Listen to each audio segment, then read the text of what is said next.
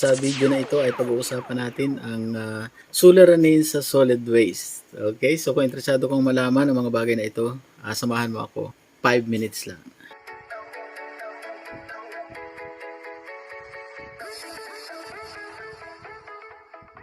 Ang solid waste ay tumutukoy sa mga basurang nagmumula sa tahanan, komersyal na establishmento, mga basura na nakikita sa paligid, mga basura na nagmumula sa sektor ng agrikultura, at mga basurang hindi nakakalason. So yan ang kahulugan ng solid waste. Nakalilikha ng 39,422 tonelada ng basura araw-araw. Yan ay pag-aaral ni na Oliveria noong 2015. At 25% dito sa mga basura na ito ay nanggaling sa Metro Manila, na kung saan 0.7 na kilo ng mga basura ang nalilikha ng bawat tao. So, ganun kadami. 0.7 na kilo ang nalilikha ng bawat individual.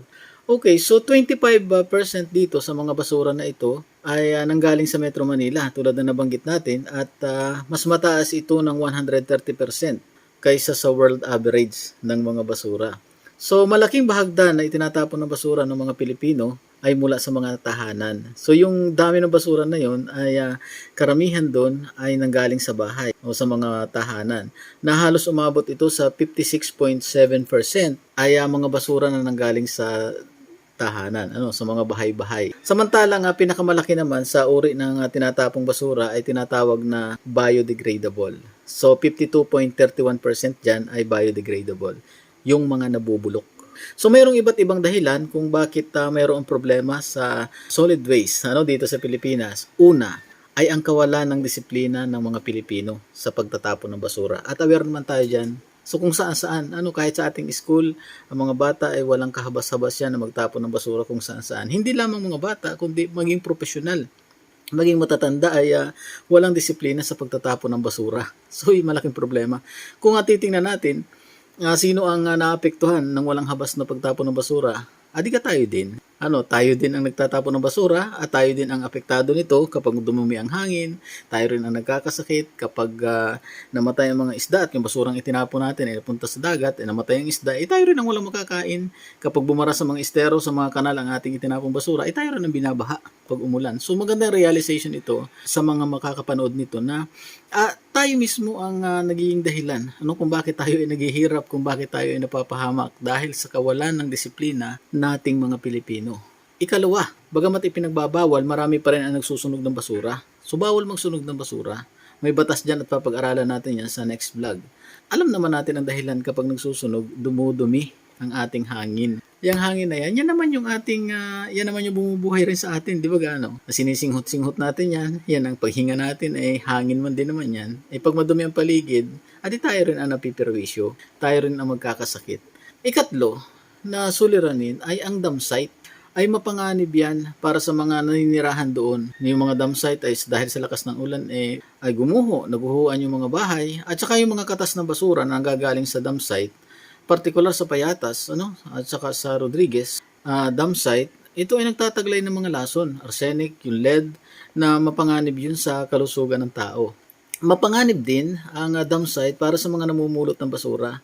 So yung dumi nun, tapos posibleng sila ay matinik o madisgrasya sila doon, malason sila ng mga basurang nandun. So wala naman tayong magagawa dahil nga sa hirap ng buhay. Alangan naman pigilan natin sila, ayun lamang ang kanilang alam na hanap buhay. Para sila makasurvive ay kahit ganun kadumi ay pinipilit na ng ating mga kababayan. So bagamat mapaganib, apektado rin ang pag-aaral ng mga bata, yung mga waste pickers, yung mga naninimot ng basura, apektado rin. Ang lahat ng ito ay nakaugat sa kahirapan ng ating mga kababayan. Kaya ultimo, maduming trabaho ng paninimot, delikado, madumi ng paninimot ng mga basura ay talagang ginagawa na nila para sila ay mabuhay. So yan yung nakakalungkot na katotohanan sa ating bansa dahil sa hirap ng ating buhay. Halos mamatay ang mga yan doon. So may mga documentary ako napapanood, mga videos, na talagang kinakain talaga nila. Iniinit lamang nila, tapos kinakain nila, tinitiis para lang sila ay makasurvive. Noong July 2000 ay yung Payatas Dam Site, gumuho yun dahil sa sobrang lakas ng ulan. At sinundan pa ito ng ang tatandaan ko ay sunog. Malawakang sunog sa dam site at kinamatay ito ng halos sa 205 na tao. Ang isa pang problema ay kung saan itatapon yung mga electronic waste tulad ng mga sirang TV, sirang computer, sirang cellphone. So saan itatapon iyan? At tuni-tunilada ng mga sirang ng mga e-waste, electronic waste ang itinatapon. At delikado rin yan. Kinukuha ng mga waste pickers, yung mga tanso niyan, sinusunog o kaya ay pinipilit ng kuhain para ibenta. Medyo mataas yata ang presyo niyan ng mga tanso na yan. So, delikado. Nagtatagalay din yan ng lason. Mercury, barium, at kung ano-ano pang lason na delikado talaga sa health ng ating mga kababayan. So, sa video ito, makikita natin ang mga suliranin sa solid waste at ang epekto nito sa kalusugan ng mga tao, partikular ng mga waste pickers. At nakita din natin na ang pinag-ugatan talaga nito ay ang kawalan ng sistema sa pagtatapon ng basura.